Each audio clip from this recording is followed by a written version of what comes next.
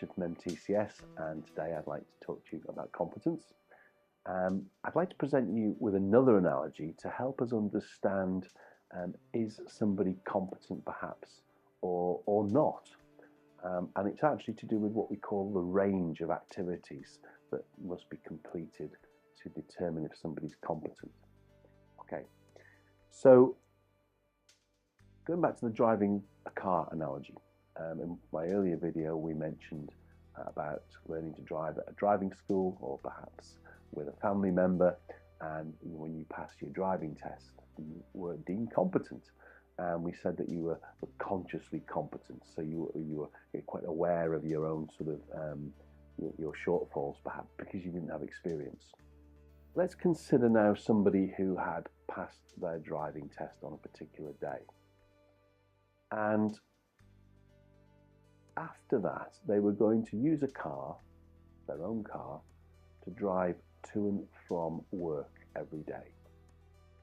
Now let's imagine that they drive the same car, they drive the same time every day, and they return home at the same time every day. If it's raining, they take the bus. If it's snowing, they won't drive. Again, they'll take the bus. They won't drive in the dark, and they won't drive on motorways. They won't drive any other type of car. And they do that for, say, 3 years, and they never have an accident. The question is, are they competent? Supposing you wanted to employ that person as a van driver or delivery driver, would you class them as competent to do that? Well, yes and no, because they are competent because they've driven a car and they've never had an accident for 3 years. However, they're competent in the context of what they use that car for, and they can do that very well. What they're not is competent to drive a delivery van and to drive at night time and to drive on a motorway, for example.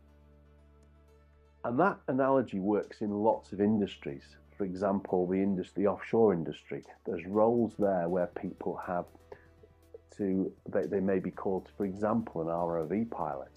And an ROV pilot could possibly pilot lots of different ROVs. There's many different varieties out there. There's many different projects.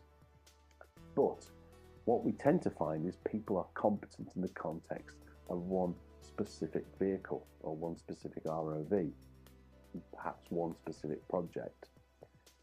So what do we do then if we want to move somebody from one type of system, perhaps one type of car, to another type of system?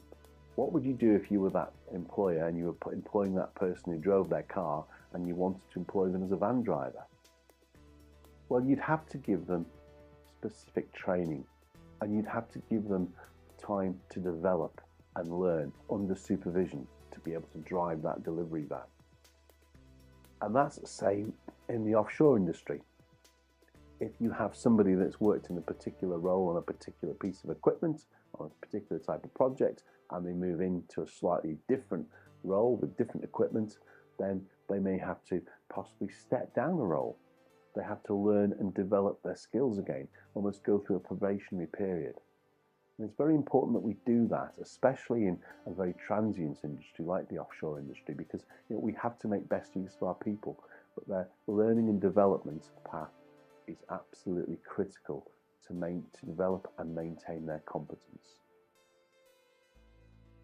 We'll be talking more about competence and how we assess it in future videos.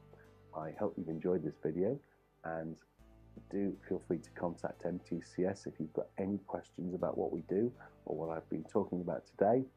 Our contact details are on our website, or you can email us direct as well. Thank you.